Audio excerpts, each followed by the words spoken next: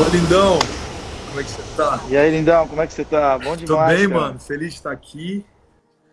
O coração tá... Cansado? Cara, tô um pouco. Esse mês de julho tá sendo surreal, mas por motivos bons, né? Igreja avançando, muita gente se entregando para Jesus e as coisas estão voltando à normalidade aqui, né? Então, a vacina tá bem avançada, tem sido nosso Sim, grito de guerra aqui, we are back. Então, as famílias estão voltando, o kit que está voltando a legal. encher, mas eu tô um pouco cansado. E você, gente? Ô, André, bom demais, cara. Tô feliz demais que você tenha aceitado. Eu te amo de graça. Gostei de Recíproco. você desde a primeira troca de ideia que a gente teve. Deixa eu te perguntar, só por curiosidade, qual que é a vacina que eles estão aplicando aí nos Estados Unidos? Cara, eu não sei todas. Eu sei que onde eu tomei, você podia optar pela Pfizer ou pela Johnson. Dependendo do lugar, tem a Moderna também.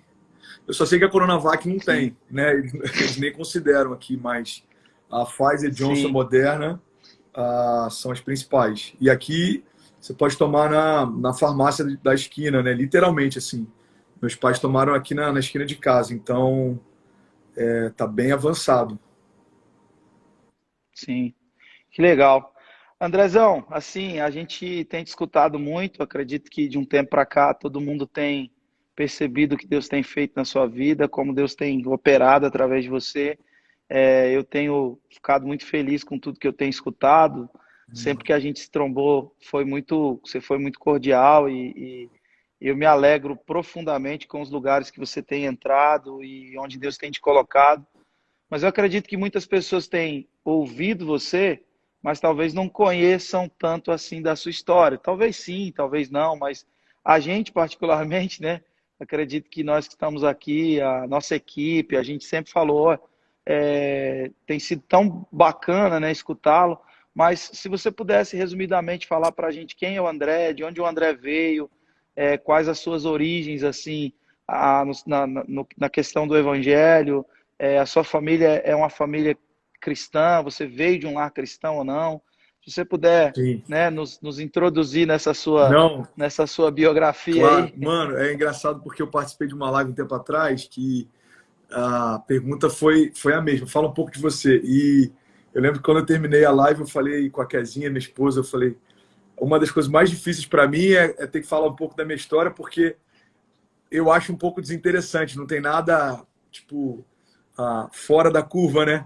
Mas ela falou, é justamente por isso que vai conectar com tanta gente, porque eu sou improvável em todos os aspectos, eu sou aquele cara que era completamente resistente à igreja, eu era muito resistente à figura do pastor e à ideia da igreja evangélica, porque em toda a relação que eu tive com evangélicos durante a minha adolescência, enfim, quando era jovem, sempre foi muito.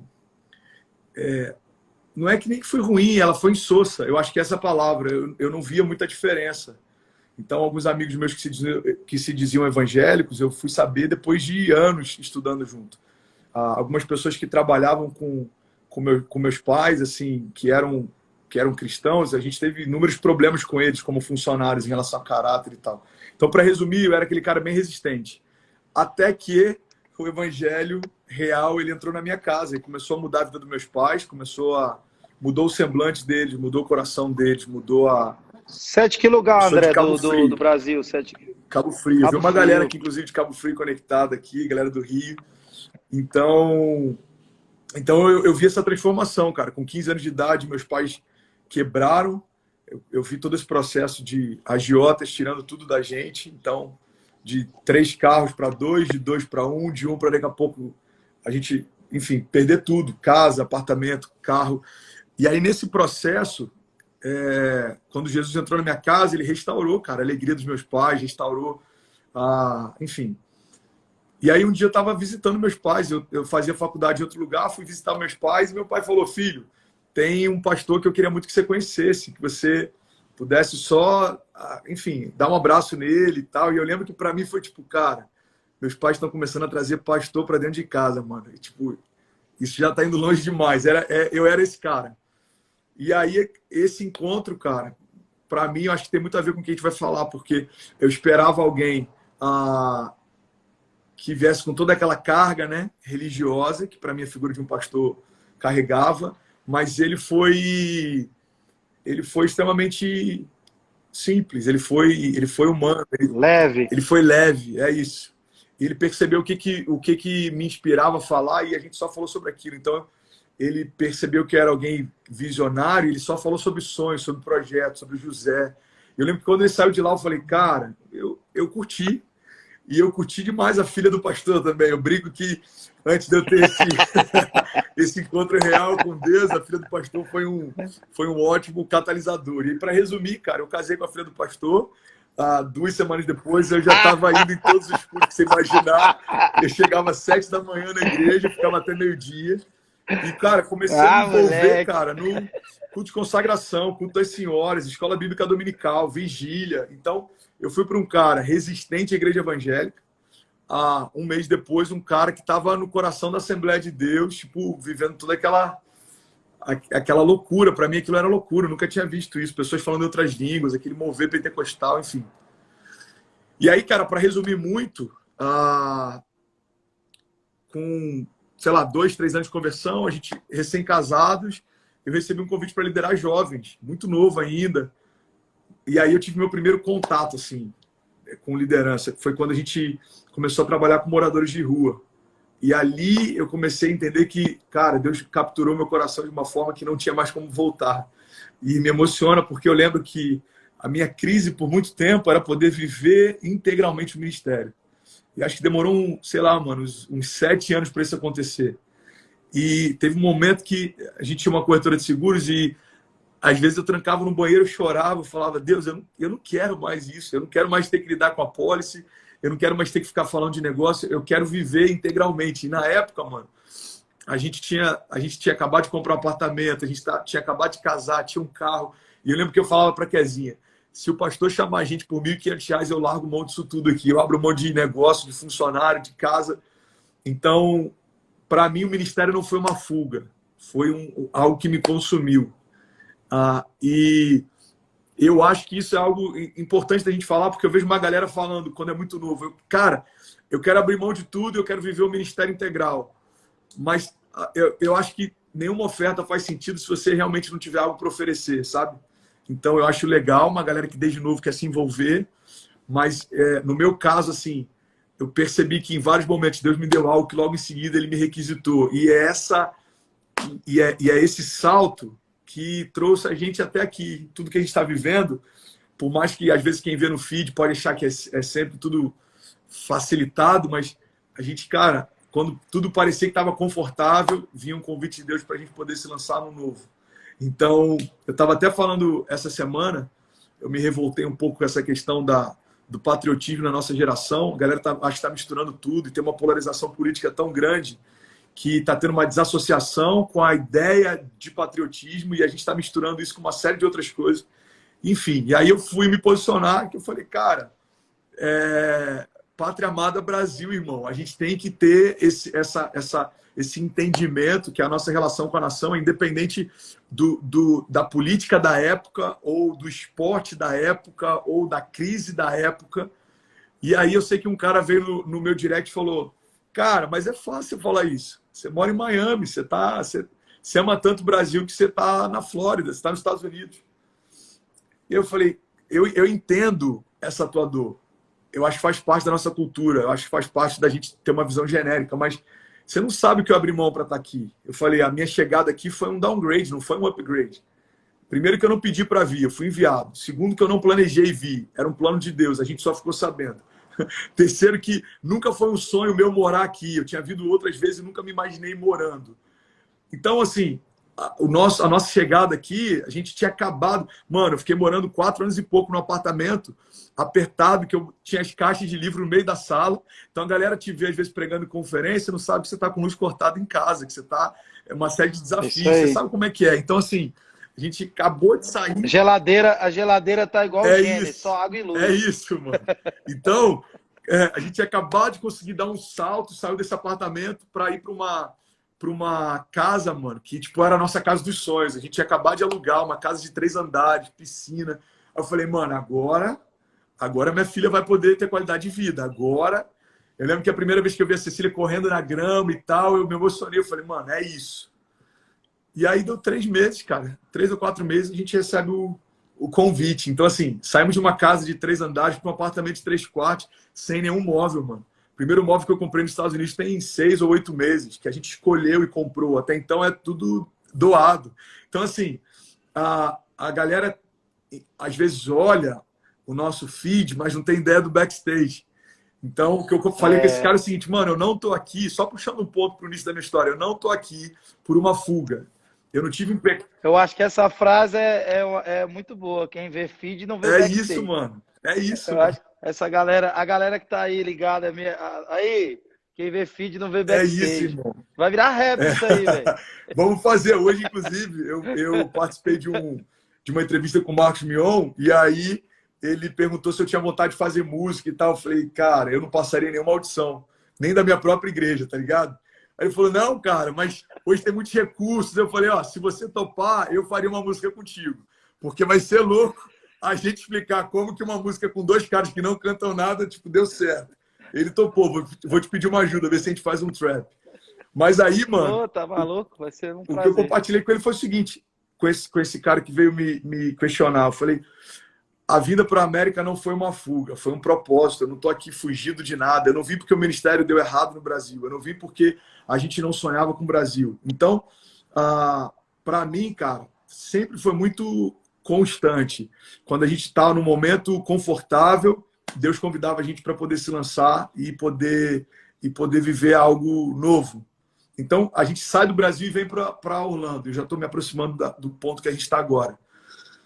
E aí, cara, cheguei em Orlando, foi uma loucura, porque foi muito diferente de tudo que eu já tinha vivido. A escola com o pastor André, cara, foi, assim, muito inspirador.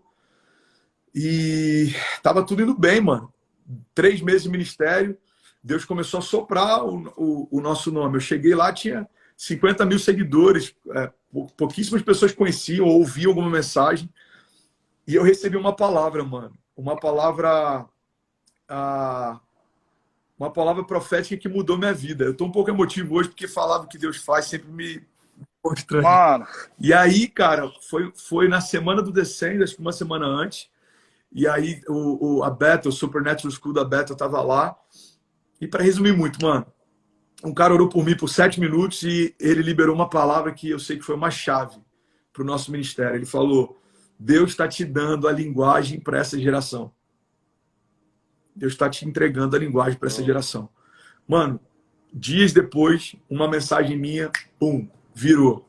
E a outra, e a outra, e a outra. E aí daqui a pouco Neymar postou, daqui a pouco um outro cara relevante postou, daqui a pouco... Aí começou, mano. 50 mil novos seguidores, 100 mil, 200 mil, 300 mil. Cara, quando eu fui ver o movimento que Deus estava criando de soprar a nossa voz e a mensagem, eu lembrei daquela palavra profética, mano. E todo mundo que vem falar comigo, que foi de alguma forma impactada, usa o mesmo termo. Cara, a tua linguagem é diferente. Cara, eu amo te ouvir, eu amo a tua pregação. Porque a tua é muito bom mesmo. Então, essa chave, eu sei que foi dada por graça, não tem nada a ver comigo, entende? Então, quando a gente está com 8 meses em Orlando, o nosso melhor momento, eu estou falando isso para você entender que a gente acabou de sair de uma nação, mudança de cidade, mudança de status. A gente fez um downgrade financeiramente, para a gente foi muito desafiador. O dólar a 4, 5 por 1. A minha filha chorava todo dia indo para a escola. Várias vezes eu voltei para casa chorando, porque para ela era sufocante a ideia de estar dentro de um ambiente em que ninguém fala a língua dela e ela não falava nada de inglês. Ela chegou sem falar hi. Então, assim, enfim, quando a gente começa a se adaptar e tá confortável, 8 meses lá, Cecília já começou a falar inglês, a gente já está adaptada, a casa já começou a ficar montada. Aí é tempo de guardar tudo e se mover de novo. E foi quando a gente veio para Miami. Começamos de Miami, mano. Eu aluguei um coworking aqui. A gente gastava $60 de budget para vir, porque começamos do zero. E aí, mano, a gente entrava no coworking, o maior cheiro de maconha aqui em Wynwood, que é um bairro de contracultura. O movimento artístico invadiu, mudou o bairro. 10 anos atrás tinha gangue trocando tiro. Hoje é um bairro tipo super cool, super caro. A igreja nasceu lá, depois foi para um teatro, depois foi para o lugar que a gente está até hoje.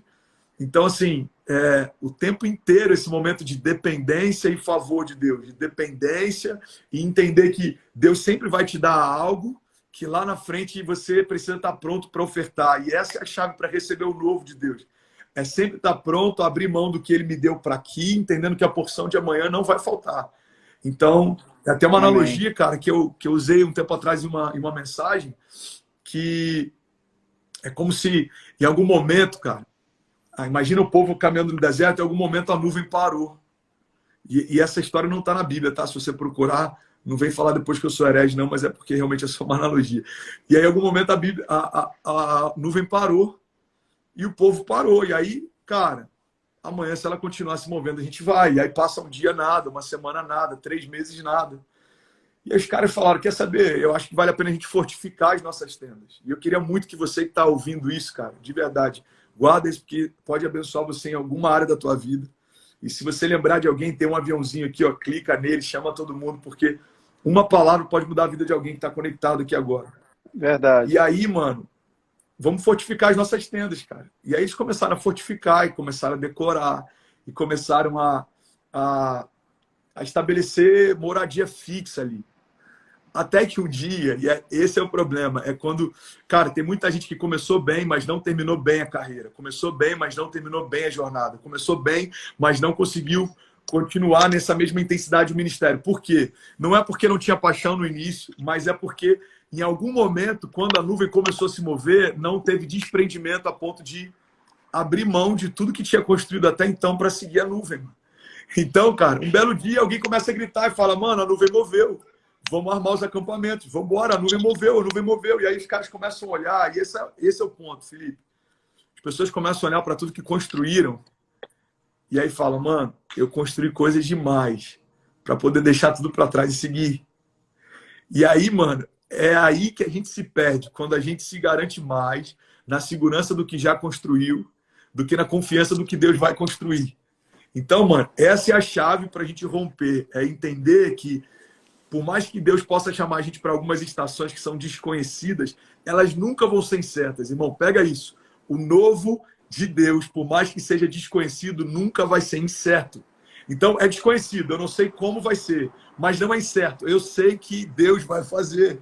É desconhecido. Eu não sei como vai ser nessa nova nação. Eu não sei como vai ser na nova cidade. Eu não sei como vai ser na nova estação. Mas não é incerto. Deus não vai me convidar para um lugar que Ele não esteja lá para me receber. Deus não vai me convidar para um lugar que Ele não esteja lá para me recepcionar. Então, eu lancei um álbum enfim, nos aplicativos de música esses dias, que é tipo um podcast, mas a gente monta um estúdio aqui. Eu estou na garagem da minha casa aqui. A gente monta um estúdio, pega um tema e vai fluindo no espontâneo. E uma dessas faixas eu falei, cara... Bem lo-fi. É isso. Bem lo-fi. É isso. E uma dessas faixas eu falei, cara, é como alguém que prepara uma festa surpresa e por mais que você não saiba da festa, ele já está lá te esperando. Ele está lá só pronto para te receber. Então, eu acredito que toda nova estação com Deus é como uma festa surpresa. Ele armou a festa, ele está com expectativa que você chegue, ele está com o coração, cara, aberto para poder surpreender você, porque esse é o Deus que a gente serve. É um Deus capaz de fazer infinitamente mais do que tudo que pedimos ou pensamos. Então, por mais que eu não saiba a próxima estação, uma coisa eu sei, Deus está lá para me receber. É Ele quem desenhou ela, é Ele quem vai prover nela, é Ele quem vai se mover nela. Então, mano, para resumir tudo, Miami foi isso pra gente. Foi um lugar de novo, abrir mão e seguir a nuvem sem se preocupar com o que a gente ia deixar para trás. Então, glória a Deus. Meu coração é muito desprendido em relação a algumas coisas naturais, porque eu não quero ser santarrão, não, mano. E a gente tem que guardar o coração, porque aquele que está de pé, cuidado para que não caia. Mas, assim, uma das coisas que... Aquele que pensa. É. Aquele que pensa está em pé. E aí, cara, uma das coisas que eu tenho sempre meditado para guardar meu coração é manter sempre o meu coração nesse lugar de dependência, a ponto de não hesitar se ele falar para pular, ou para se mover, ou para parar. Não é fácil, mas, cara, não tem nada pior do que a gente querer permanecer numa estação que Deus não está mais. Não tem nada pior do que a gente querer chegar antes de Deus chegar. Então, por isso que a Bíblia diz que o sábio discerne o tempo e o modo de todas as coisas. Então, mano, para resumir, a minha história é isso. É o improvável. Eu sou o primeiro pastor da minha família. não vim de um berço evangélico, não vim de uma origem evangélica, pelo contrário, até meus 10, 11 anos de idade, eu acompanhava meus pais indo para centro, e eu via aquilo e eu me incomodava com tudo que eu via. Criança, ela tem uma sensibilidade, eu sabia que aquilo não era bom. Então, eu já vi muita coisa antes de poder ter esse primeiro encontro com Deus. E é por isso que, para mim, assim, não faz sentido buscar qualquer outra coisa se não seja o que eu já encontrei. Porque eu já tive do outro lado. Eu já tive esse vazio, sabe? Eu já bati de carro várias vezes. Assim que eu me converti, em poucos dias, perdi o vício da bebida, perdi o vício do cigarro. Eu tinha 17 anos, eu estava quase me casando já com uma pessoa de 27 anos, com um filho. Minha vida estava tipo, completamente sem destino, mano. E aí, cara, quando eu me encontrei com Jesus, ele acalmou minha tempestade, ele trouxe propósito, ele alinhou meu coração. Meu Deus. E é isso, mano. E estamos aí. Estamos vivendo esse novo de Deus, cara. Que lindo, mano. Olha só, pessoal, para você que está chegando aqui, né? Para você que está aqui, nós estamos numa série de lives, são 10 lives, onde a nossa abordagem é a grande comissão. A gente está com o André hoje, amanhã de manhã a gente vai estar com o Rodolfo Abrantes, depois a gente vai estar com o Edu, com o João Paulo, com o Paiva, ontem a gente teve com o Luiz Hermínio, com o Luca, enfim. Qual que é a grande ideia? Jesus ficou alguns anos entre a gente, sobretudo ele se dedicou 3 anos e meio com uma função muito específica. Ele era o Cordeiro de Deus, que veio tirar o pecado do mundo, sobretudo a maior parte do tempo de Jesus, a energia de Jesus foi concentrada em discipular 12 homens. Jesus nunca escreveu uma tese de discipulado sequer. Ele escreveu na areia e ninguém sabe o que foi ao certo. E, sobretudo, há 2 palavras para discípulo. A palavra hebraica talmidim e a palavra grega matatés, que significa o aluno que se alimenta do que o mestre é. Então, Jesus olha para os seus discípulos no fim do seu processo aqui na Terra. Ele olha para os seus discípulos e diz, olha, agora que vocês se alimentaram de quem eu sou, a minha ordem para vocês é que vocês percorram a Terra, permitindo que as pessoas se alimentem de quem vocês são. Então, nós não levamos um testemunho, nós somos essa testemunha.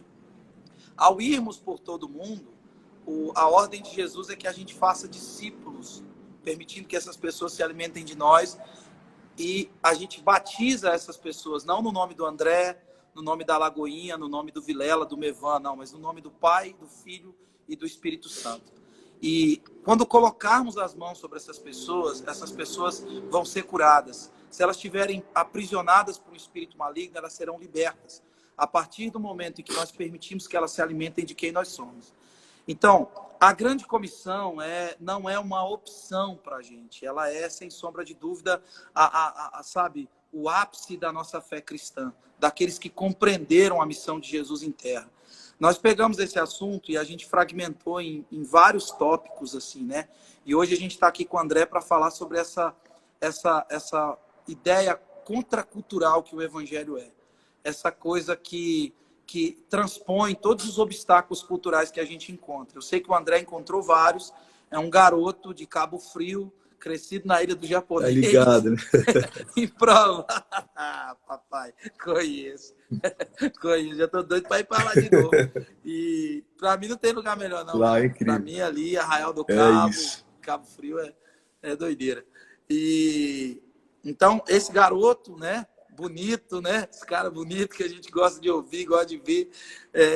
Tem gente que a gente gosta de ver, de ouvir, melhor dizendo. Você é um cara bonito, você tem uma linguagem. Eu tô meio acabado, né, mano? A América não perdoa, não. E é bonito. Eu vi a foto quando eu cheguei aqui no aeroporto, eu falei com a minha esposa esse dia, eu falei, amor, só Jesus, mas amém. O que vamos. Então, André, assim, sobre essa proposta contracultural, quando eu te escuto, cara, eu não sei se você já leu o Timóteo Keller, A Igreja Centrada. Sim, algumas partes. Mas quando eu te escuto, eu vejo muito do que você fala de uma forma muito sua, mas está muito sincronizado com o que o Tim fala naquele livro especificamente, sobre essa forma de aplicar o evangelho em aspectos culturais, essa forma de entender que não se luta guerra nova com arma velha, né? E especificamente uma questão que eu queria trazer para os irmãos pro André, assim, né, uma provocação que eu faço. Nem tudo que é antigo é velho, nem tudo que é velho é antigo. A gente precisa ter isso muito gravado, porque quando a gente adere novos caminhos para a comunicação, parece que a gente está tocando em marcos antigos. Sobretudo, a gente precisa diferenciar o que é antigo do que é velho. Porque o que é antigo, quanto mais tempo, mais presença de significado, mais valor agregado. O que é velho, não. Você pode ter comprado mês passado. Se ficou velho, você se desfaz daquilo. Então, a preservação do antigo não é a preservação do velho. Então, quando a gente discerne isso, a gente entende, a gente adentra esse ambiente de usar novas armas para esses novos desafios. Mas o que eu queria, André, essa perspectiva cultural, sabe, que você encontrou. Uma vez você contou a experiência de como você está tocando os americanos. E, claro, você não falava inglês, você está numa cultura completamente diferente da nossa, mas eu sei que durante muito tempo o seu amparo não foi a estudar a cultura do local, mas foi o evangelho em si. É o que você carrega, a mensagem que você tem dentro do peito, a mensagem que transformou a sua vida, né? Mesmo que você não falasse esse idioma, né? Obviamente que é essencial que se fale, mas era possível compartilhar isso e ver o impacto que o evangelho pode provocar numa cultura. Eu queria que você falasse disso, da sua presença como brasileiro, tupiniquim que você é, flamenguista de Cabo Frio, chegar... Aqui é fusão, pai. Aqui é fusão. Ah, pai, para com isso. Pô, a live tá acabada. Não, tô brincando. Mas, cara, é isso. Eu queria que você falasse sobre essa questão, sobre essa transposição dos desafios culturais que você acabou vivendo aí e está vivendo até hoje. Né? Cara, aqui é um mix de emoções, né? Como pastor brasileiro, a gente precisa resgatar muitas vezes a identidade do brasileiro, que quando ele chega aqui, ele está tão preocupado em se adequar que ele abre mão do que ele tem de mais precioso. Porque o American Dream, ele diz o seguinte: se você trabalhar muito, você vai ter o que você quiser. Se você tiver crédito aqui, você pode ter o que você quiser. Então, o primeiro choque cultural quando o cara vem para cá é que no Brasil, às vezes, a gente trabalha muito e demora para ter acesso a algumas coisas. E aqui, vou dar um exemplo, eu sempre comprei tênis parcelado no Brasil. Aqui o cara trabalha um dia, com uma diária, ele compra um tênis que é um sonho de consumo no Brasil. Então, essa dinâmica, ela é quase como o efeito que a rede social tem gerado na nossa geração, né? Você recebe uma curtida que libera uma dose de prazer e você começa a viver em busca daquilo. O brasileiro, quando chega aqui, ele quer construir uma estrutura, uma qualidade de vida que ele não teve. Então, é normal que você comece a querer se adequar o mais rápido possível. Qual que é o problema? O problema é que a gente pega os problemas, às vezes, da cultura americana e a gente abre mão da graça que a gente tem na cultura brasileira. Então, qual que é a nossa zona de graça? A gente é resiliente, a gente é alegre, a gente é um povo apaixonado, a gente é ousado, a gente, cara, começa e se lança no novo sem medo. O brasileiro, cara, eu tô falando disso nas relações sociais. Agora, se a gente for falar da nossa carga espiritual, cara, a gente tem uma paixão e uma fome por Deus que é diferente. A gente, quando tá conectado nesse mesmo espírito, a gente consegue transformar ambientes, a atmosfera que a gente experimenta no Brasil, em conferências, em cultos, em encontros com Deus, é algo surreal, mano. E eu tô sentindo muita falta e muita saudade disso. E aí o que acontece, cara? Primeira coisa é, irmão, você tá na América, mas você tem uma carga profética pela tua origem. Deus derramou algo sobre você como brasileiro. Você tá na América, mas você não é americano. Você não precisa abrir mão da tua identidade para tentar absorver uma outra. Senão você vai ter uma crise de identidade, porque para os americanos você não é igual a questão dos gentios e dos judeus, mano. Para os americanos você não é americano. E aí para os brasileiros você deixou de ter toda a graça de um brasileiro. Depois que você entende isso, o cara fala, não, já entendi. Então agora eu preciso me agarrar a toda essa cultura que eu tenho como brasileiro. Não. Agora que você entendeu isso, você precisa se agarrar a uma cultura que vai além do Brasil. Porque no Brasil você também é estrangeiro. Tua origem não veio de lá. A gente não veio de lá. Eu não fui feito no Brasil. Eu fui feito nos céus. Eu fui gerado no Brasil. Então, o Brasil é um lugar onde Deus depositou algo sobre mim, mas a minha origem não é de lá. Então, como é que eu vejo, mano? O mundo é o quintal de casa o lugar onde eu nasci carrega algumas coisas que são muito específicas, e o lugar onde Deus me enviou é para que aquilo que eu recebi na minha origem possa ser descarregado agora no meu destino.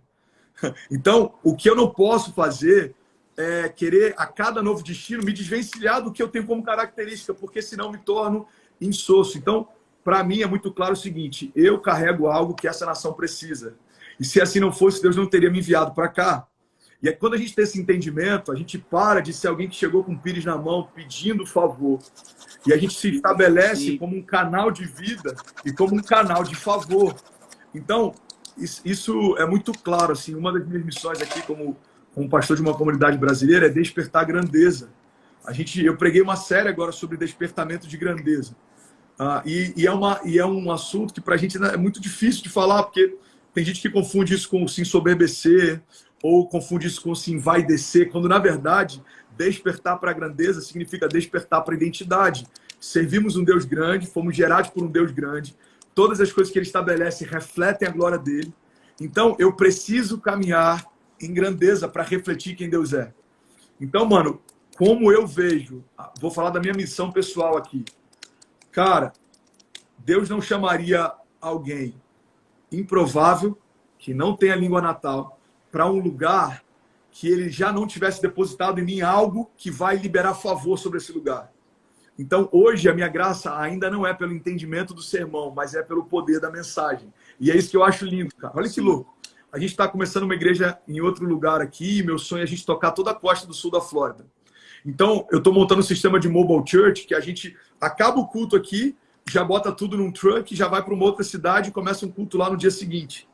E aí está sendo didático, Felipe, o movimento da gente aprender a ser igreja independente da igreja. A gente aprende a ser igreja independente do prédio, a gente aprende a ser igreja independente dos auditórios. E aí, cara, eu acredito, fazendo uma conexão agora, que o fato de eu ainda não conseguir falar a mensagem na língua natal faz com que eu precise me mover num ambiente que vai além do que a mente assimila.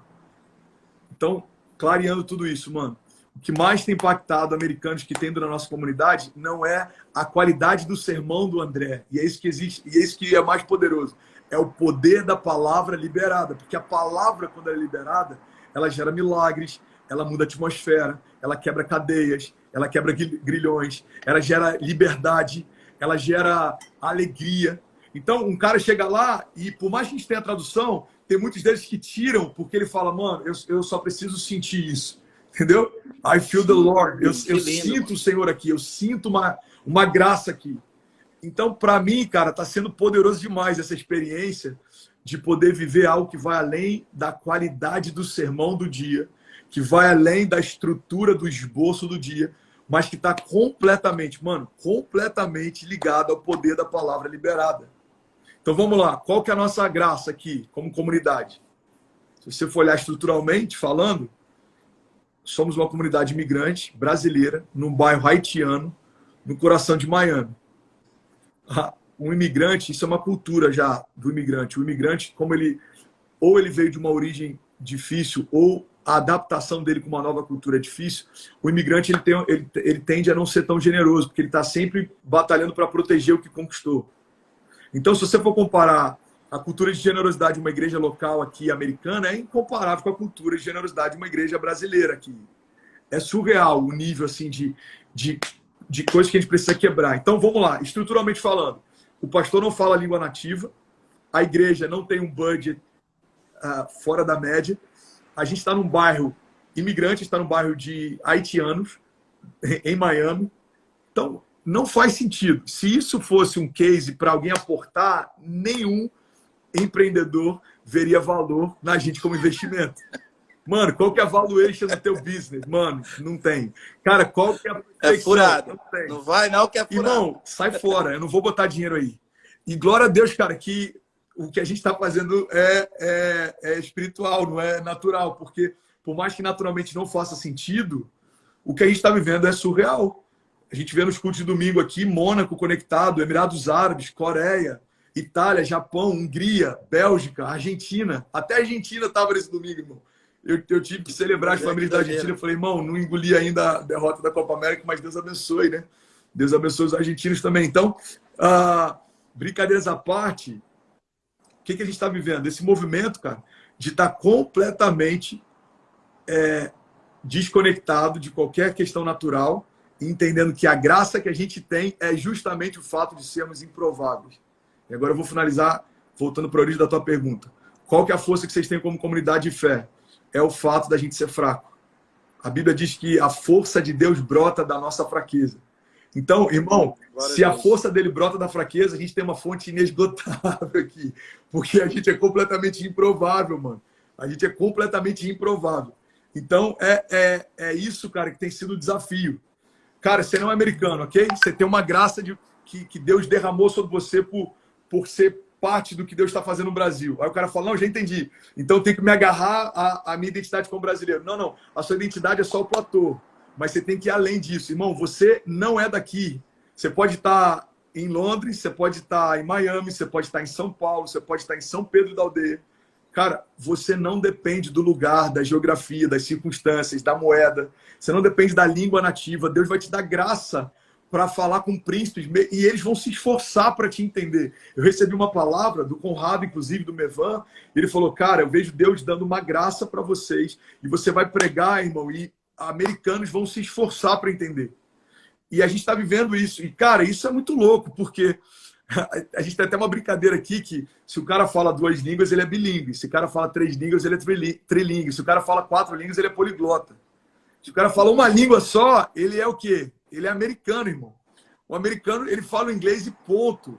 O inglês se basta. O cara fala, irmão, o mundo tem que se esforçar para falar a minha língua nativa. Eu não preciso aprender nenhuma outra língua. Então, esse movimento que a gente está vivendo é justamente esse, cara. Hoje a gente foi num evento no City Hall da Prefeitura de Miami e a Prefeitura queria saber como que eles podem colaborar com o que está acontecendo na nossa igreja. O commissioner da cidade, aqui não é bonito, o commissioner queria saber como que a gente pode, de alguma forma, ajudar o que vocês estão vivendo como comunidade. Então, cara, eu acredito que é isso. É para esse lugar que Deus está levando a gente. Sabe? Somos imigrantes em terra estranha. A gente está completamente dependente de Deus para tudo. Então, enfim. Um pensamento. Desculpa se eu me estender, mano, mas assim, eu sou apaixonado em falar disso. Caraca, mano. Não, a gente ama te ouvir. Te ouvir é bom pra caraca, porque tem fogo no que você fala. O que você falou, o que você tá falando aí o que foste ver no deserto. Sim.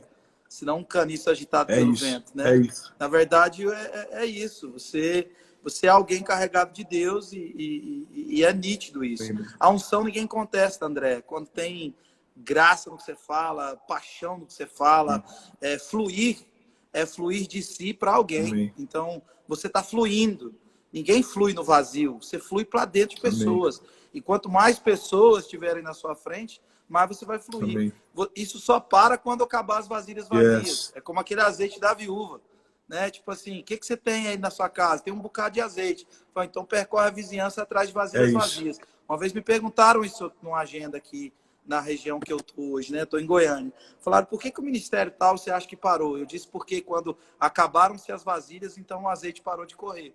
Não faz sentido Deus continuar multiplicando azeite em quem não está despejando azeite em vasilha vazia. Isso. Deus não dá para você acumular. A ideia, Deus está dando para quem quer morrer vazio. Mas a pergunta que eu te faço é o seguinte, o pensamento que eu tenho é o seguinte, quando Deus leva um missionário para o campo, como te levou, e como levou tantos outros que estão nos ouvindo, vão nos ouvir depois, tira ele da cultura dele, tira ele da língua, de todas as memórias afetivas, né? Cheiro, gosto, som, e leva ele para um lugar distante. O processo de Deus é livrar aquele missionário dele mesmo. E à medida com que ele vai sendo livre de si mesmo, as pessoas ao redor vão se beneficiando desse processo. Então, o id por todo mundo começa com Deus tirar você de você. Começa com Deus livrar você de você. E quanto mais você se rende a esse processo de ser livre de quem você vai abençoando as pessoas ao redor. Você percebe que toda essa trajetória, esses desafios culturais, uma das coisas que você me falou, que mais me chocou, foi quando você disse que a sua filha chorava para ir para a escola e você voltava chorando. Eu sou pai de 3 filhos, né, cara? Eu imagino a dor de um pai, sabe, a impotência diante de uma situação como essa, sim, de uma palavra que você tem, mas de saber que isso muda a dinâmica da sua casa, essa palavra que você recebeu. É como Noé recebendo uma palavra, desconstrói uma arca, sim, e agora toda a família dele tem que estar envolvida naquele processo, sabe? E você percebe que, na verdade, o trabalho aí nos Estados Unidos, com o André, Deus levar o André para os Estados Unidos, era Deus trabalhando no André, não era mais, não é sobre o quanto o André tem de Deus, mas é o quanto Deus tem do André. Você entende Mano, isso? eu creio nisso também, embora eu acredito que esse envio sempre parte de um pressuposto. Deus sabe o quanto tem de espaço vazio dentro da gente para poder preencher dele. Então, por mais que ele queira, através dessa experiência, esvaziar ainda mais a gente, para encher ainda mais dele, dificilmente o envio apostólico vai acontecer de alguém que está cheio de si. Então, acho que esse pressuposto, ele existe. Você tem que estar disponível. E Deus sabe o quanto você está disponível. E essa é a diferença de quem é enviado e de quem se envia. Essa é a diferença de quem é plantado e quem se planta. Então, assim, eu acredito que muitas coisas estão sendo quebradas aqui. Mas eu acredito que isso vai muito além de mim, mano. Eu acho que isso tem a ver com Deus afiando as minhas flechas, sabe? Por várias vezes eu me questionei quando eu vi a Cecília chorando na volta, se talvez eu não estava expondo ela a traumas que ela não precisaria passar.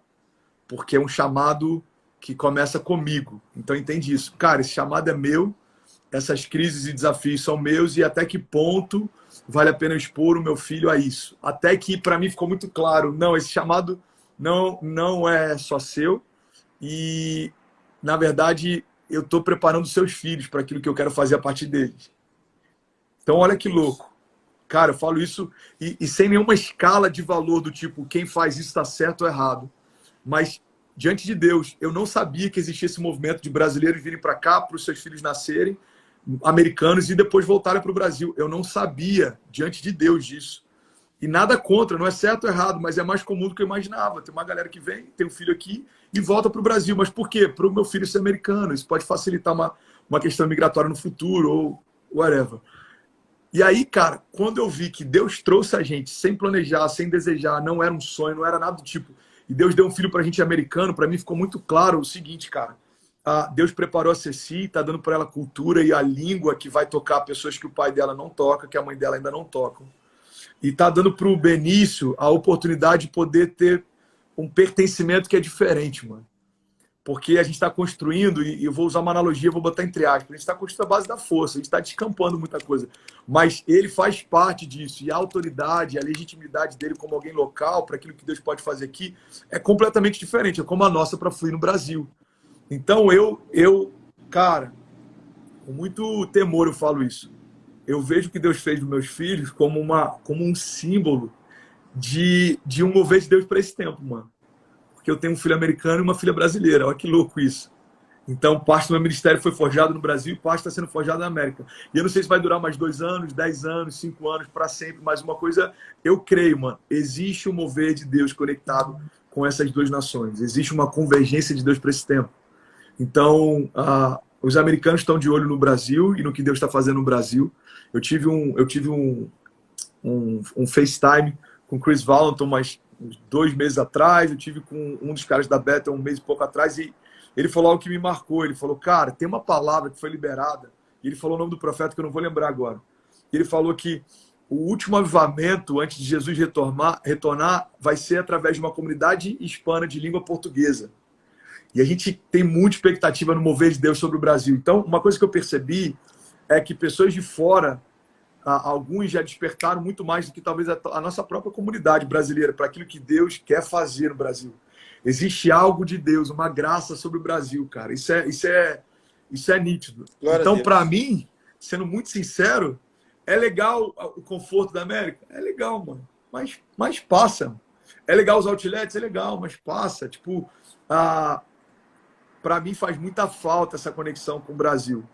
Para mim é tipo, eu preciso estar aí, sabe? Eu quero muito estar aí. Isso me isso me aquece muito. Então, resumindo, mano, a tua pergunta, sem querer fugir muito, mas eu tento acrescentar ao longo dela. Eu creio que teve muito de Deus mudar algumas coisas no André nesse envio para cá, mas eu creio que tem a ver com algo que Deus quer fazer a partir dos meus filhos também. Deus está forjando eles por um tempo, Deus está forjando eles para algo. E é isso, cara. Para mim foi muito difícil o lance da Ceci.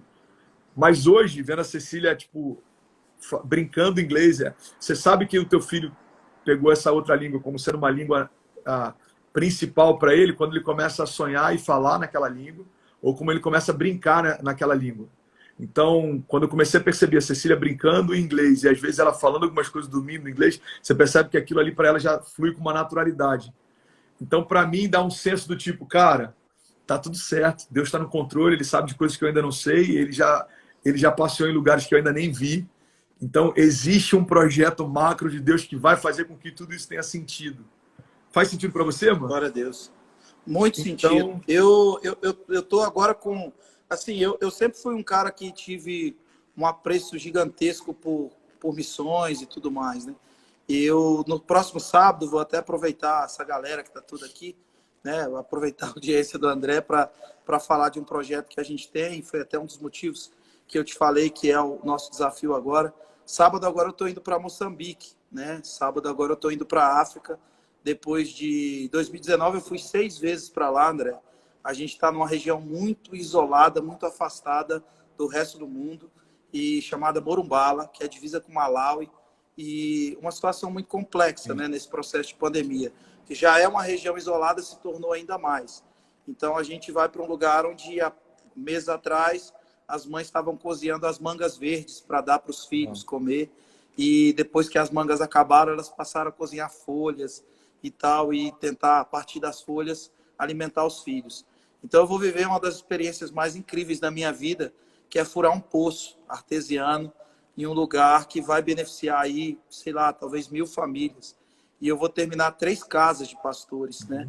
E, poxa, eu confesso que, assim, eu nunca me imaginei fazendo isso.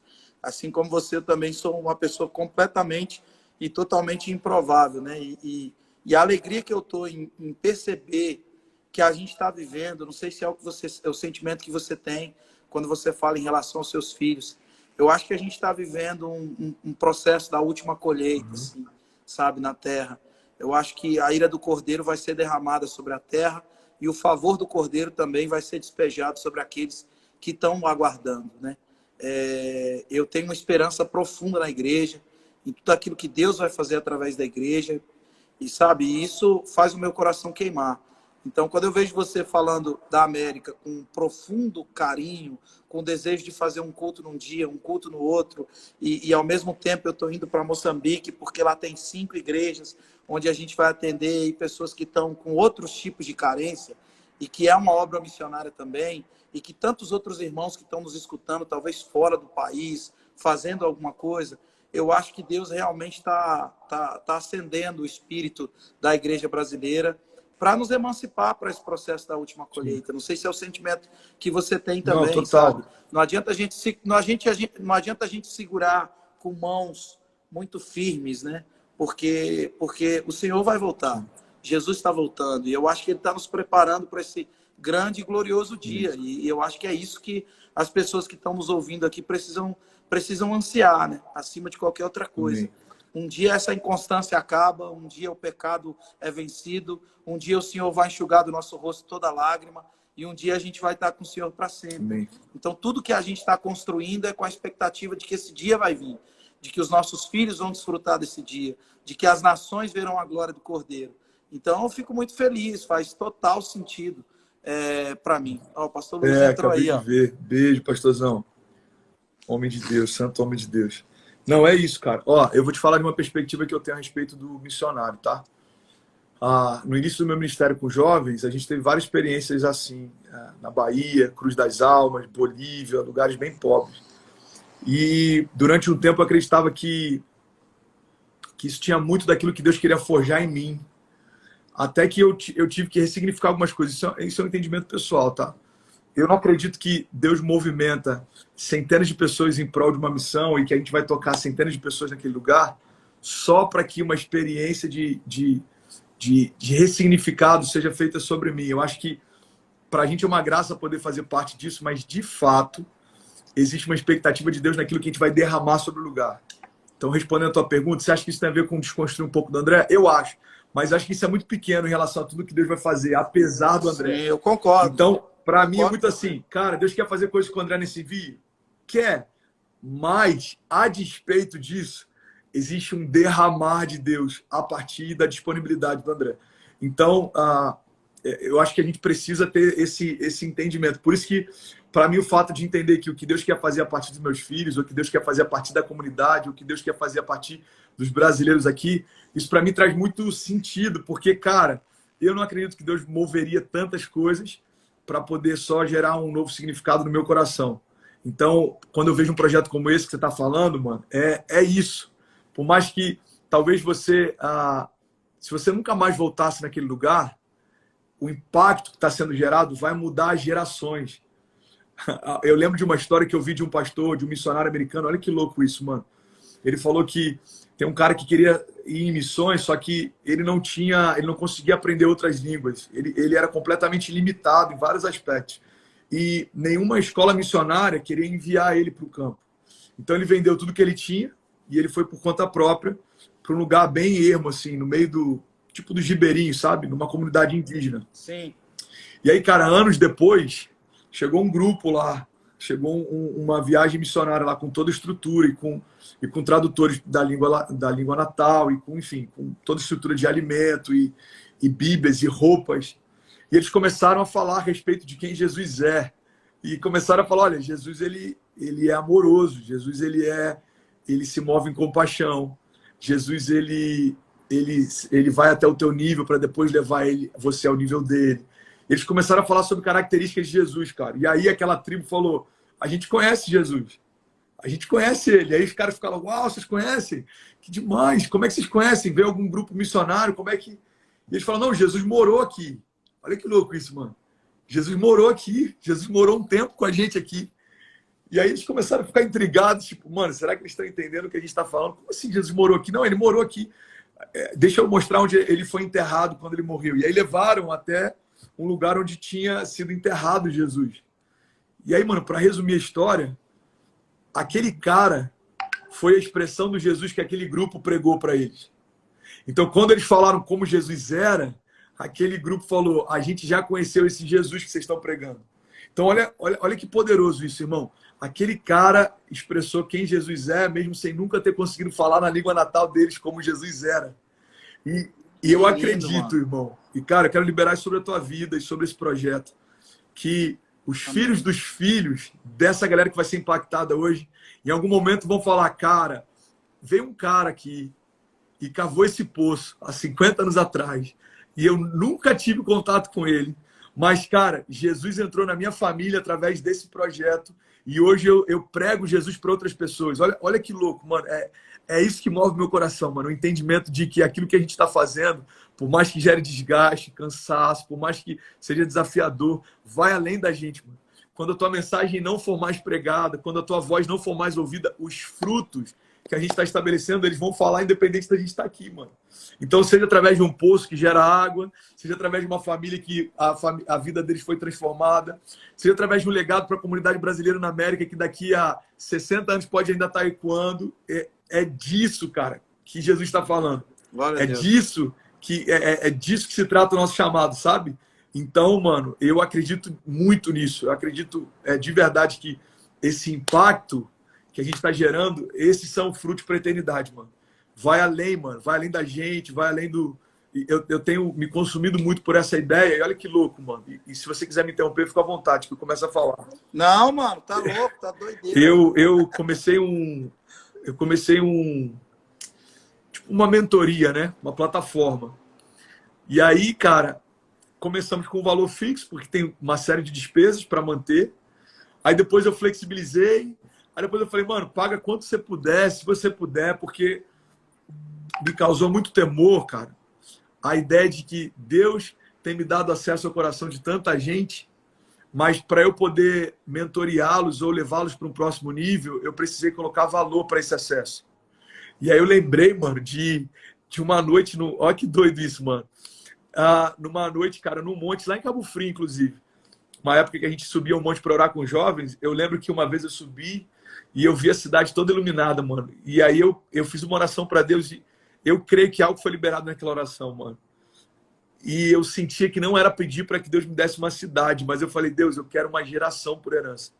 Me dá uma geração por herança, me dá uma geração por herança. E aí, cara, uns meses atrás, eu parei um pouco para entender e para contemplar o que Deus está fazendo em 1 ano e meio, 2 anos. Que loucura, que aceleração, que graça, mano, de poder pregar para alguns príncipes da minha geração. E aí Deus falou comigo, eu tô te dando uma geração por herança, não coloca preço nisso.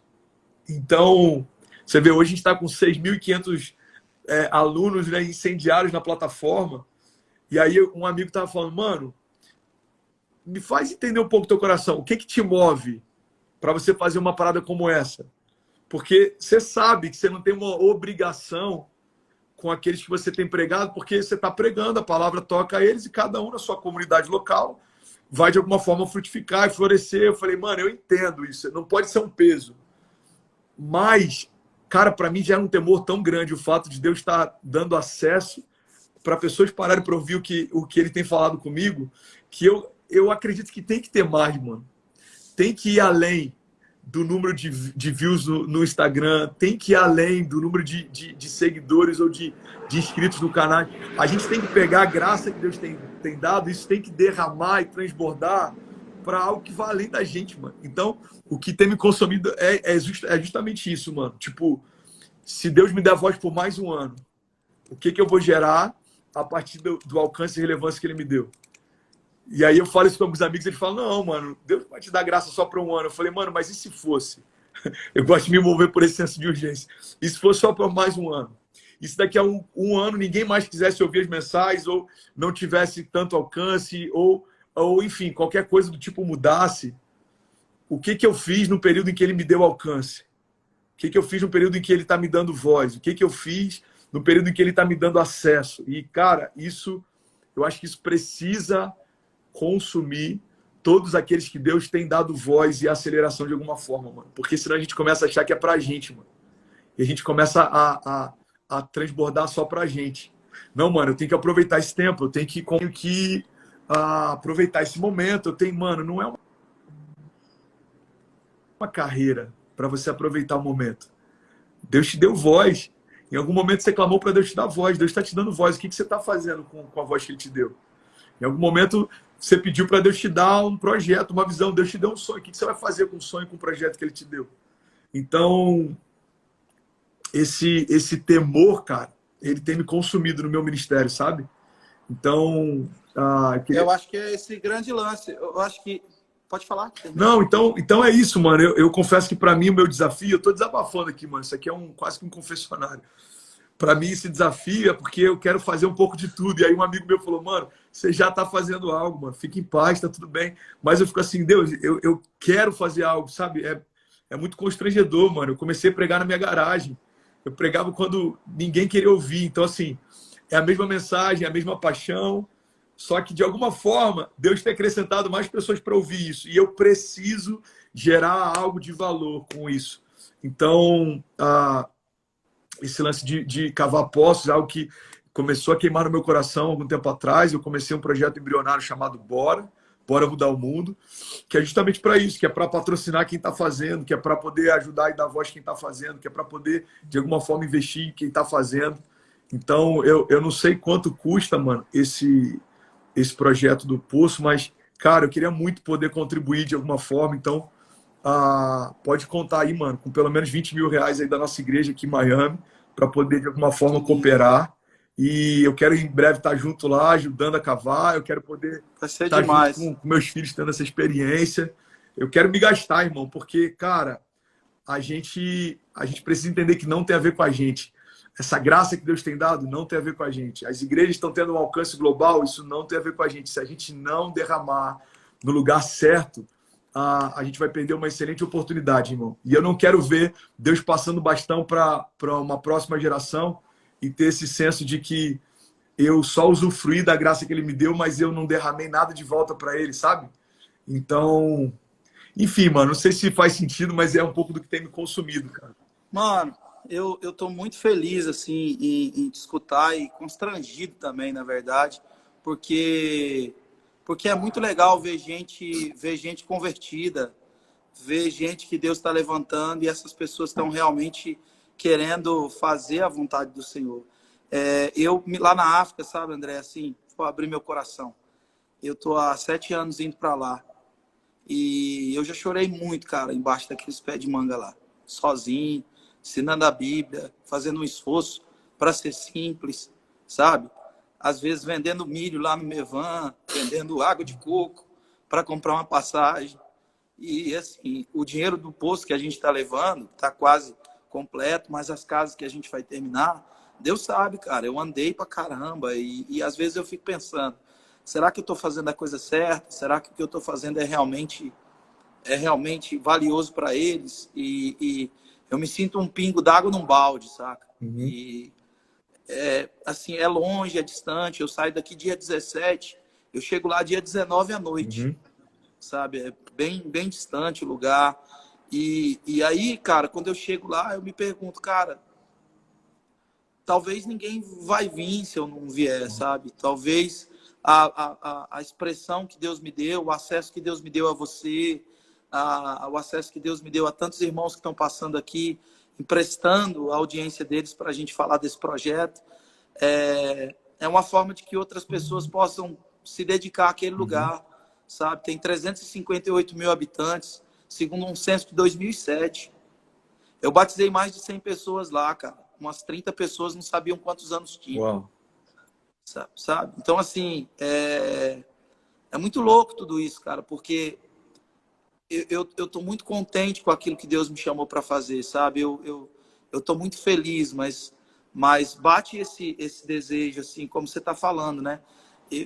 Pô, será que eu tô fazendo? E aí até que a sua palavra também me consola.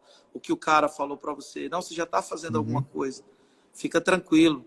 Então, tipo assim, a gente é sério no que a gente está fazendo, a gente quer fazer realmente para o povo, a gente quer fazer realmente para as pessoas, mas bate às vezes também em mim vou confessar também aqui, né? Assim, bate também, cara, esse lance. Poxa, será que é assim que faz, Deus? É desse jeito mesmo que eu tenho que fazer? É assim mesmo que eu cumpro a tua vontade lá naquele lugar? E eu entendo a importância de tocar as nações como um todo. A gente não está indo para lá, André, embora a gente vai furar um poço, embora a gente vai terminar a casa, embora a gente vai investir em alimento para gente que está morrendo de fome, literalmente, gente que morre pela falta de um comprimido. Mas eu não vou para levar o comprimido, para terminar a casa. Eu vou para pregar o evangelho, cara. Sabe? Eu sou um pregador do evangelho. Então eu estou indo lá com esse objetivo, com esse intuito, acreditando no poder do evangelho, acreditando na eficácia do evangelho na alma do homem. Então, assim, cara, enfim, eu meio que me perdi aqui no rumo aqui, né? Mas, cara, é isso. A gente está indo lá servir, tá indo eu mais 2 irmãos e a gente quer, enfim, quer abençoar aquele povo, cara. A gente quer ser bênção lá, quer ser luz naquele lugar. E é isso que a gente quer fazer. E eu acredito, assim, sabe, André, nas conferências que a gente participava, eu acredito que a gente tenha mais ou menos a mesma idade. Vou fazer 37. Acho que você deva ter mais ou menos essa idade também. Eu tô com 33, é porque eu tô meio acabado, né? Te falei no início. Né? Não, mas a gente... Você também já viu Jiraya. Você também assistiu o Cavaleiro dos Zodíacos. Mas, assim, no nosso tempo de jovem, adolescente, a gente terminava as conferências às vezes sem dinheiro, porque eu acredito que você já deva ter vivido isso. A gente dava até o dinheiro da volta para casa, de oferta para as missões. A gente se debruçava em cima do altar, se oferecendo para missões, sabe? Infelizmente, no Brasil, eu estou 10 anos na estrada, essas coisas ficaram cada vez mais raras de se ver, sabe? Parece que a gente está buscando outras formas de fazer o que a gente tem que fazer, de viver o ID. A internet é muito legal, é muito bom, mas não dá para viver o ID através da internet. A internet pode ser uma ferramenta, pode agregar isso, mas não é online que o André estabelece igreja nos Estados Unidos. O André tem que deixar tudo aqui e ir para lá. O André precisa fazer algumas renúncias e ir para lá. Então, assim, o desejo dessas lives é realmente resgatar no coração de alguns jovens, de algumas pessoas que estão nos escutando, de alguns missionários adormecidos e dizendo, olha, Deus pode te enviar. Deus pode te enviar para a América, Deus pode te enviar para a África, Deus pode te enviar para a Bolívia. Por mais improvável que você se sinta, Deus quer usar você. Como o André disse, até corrigindo um pensamento e ampliando, na verdade, não é sobre você, é sobre o que Deus quer fazer no lugar através da sua vida. Então, enfim, cara, nossa, sei lá, tô muito feliz. Mano. Amém, mano. É isso, que a gente nunca perca esse temor, cara. Porque é ele que mantém nosso coração no lugar seguro, né? E eu gosto sempre de lembrar do que Deus está fazendo, onde Ele me tirou, porque sempre me constrange, mano. Eu acho que, sei lá, eu fico pensando assim, como que a gente pode em algum momento perder o nosso coração, ou se ensoberbecer, ou perder a chama. Eu acho que é só se a gente parar de lembrar do que Ele está fazendo, mano. Porque é impossível alguém que traz à memória tudo que Deus tem feito se esquecer, mano. Sabe, de onde foi tirado, ou de quem era antes dele entrar na história. Então, eu acho que é isso, mano. E projetos como esse, cara, são bons porque fazem a gente estar, de fato, cara, em contato direto com essa transformação. Você vê tanto a transformação social, como você falou, até alguém que não sabe a idade, mas tá ali, cara, sendo batizado e entende que aquilo ali vai mudar a vida dele para sempre. Então, tô vendo aí que tem gente da Bolívia aqui, ó. Cara, eu tive experiências surreais em Santa Cruz de la Serra, na Bolívia. E tem muito desejo de voltar lá, Potosí, Cochabamba. E eu vi algumas coisas ali que, cara, deixaram, assim, fizeram ter um pleno entendimento que é para isso que a gente nasceu, mano. E o fato de morar aqui hoje, acho que me fez ter essa percepção de que o mundo é pequeno, mano. É muito tranquilo. Você pega algumas horas de voo, você tá em qualquer lugar do mundo.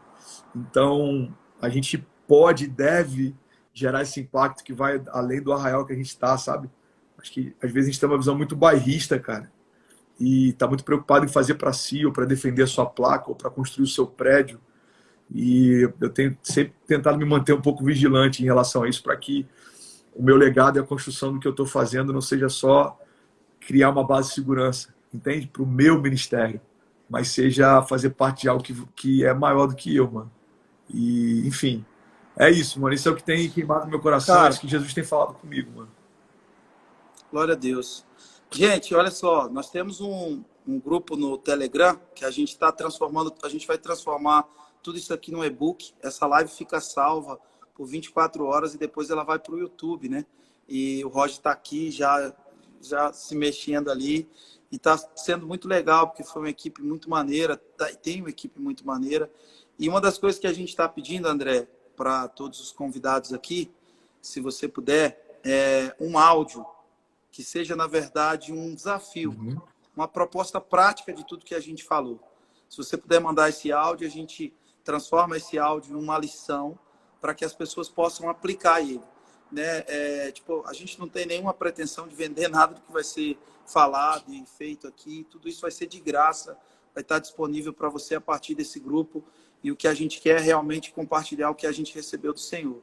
Então, André, depois se você pudesse mandar esse áudio para a gente transforma isso numa lição, assim como o Luca fez, Israel fez, Pastor Luiz, Leandro e todos os outros, Rodolfo, tantos outros aqui.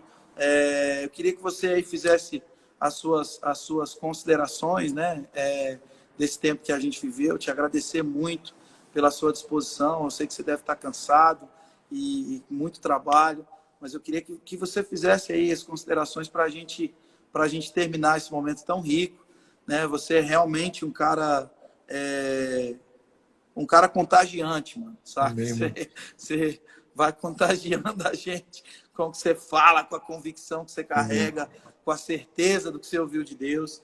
E tudo isso é muito legal. Já te disse isso, é a estação que contempla a sua espécie.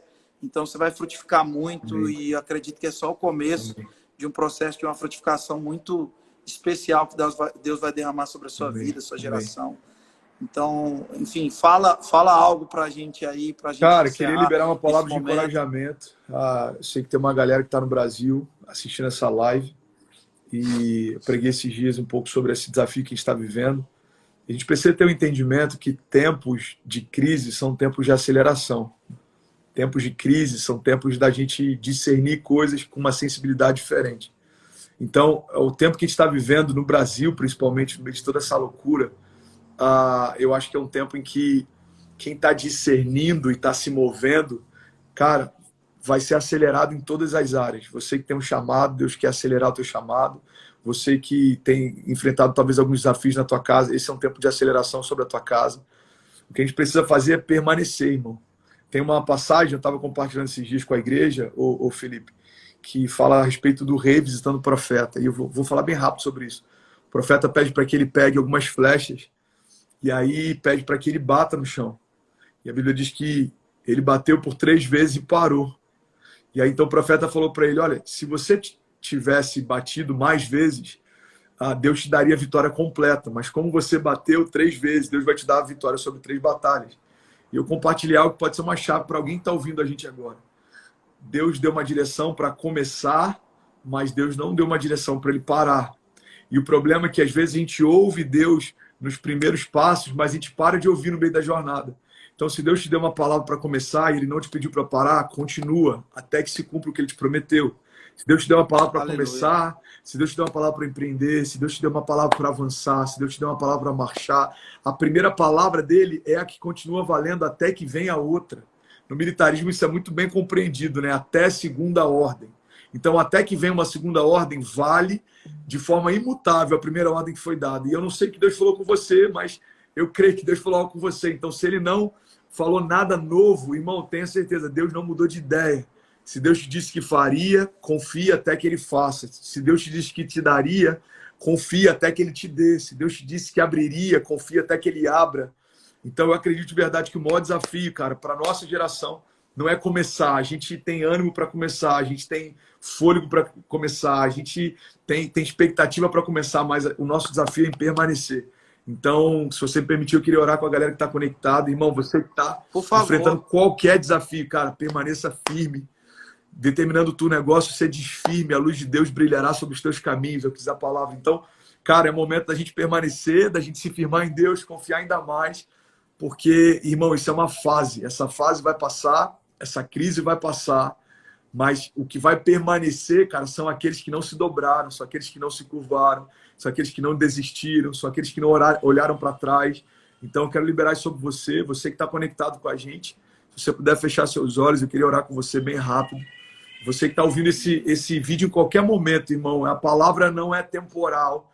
A palavra, se você pode estar ouvindo esse vídeo daqui a 3 anos, 10 anos, eu creio que o poder que a palavra carrega pode tocar você. Então, eu queria te fazer esse convite, feche teus olhos em nome de Jesus. Pai, nós declaramos em nome de Jesus sobre o Brasil e sobre a nossa geração, Pai.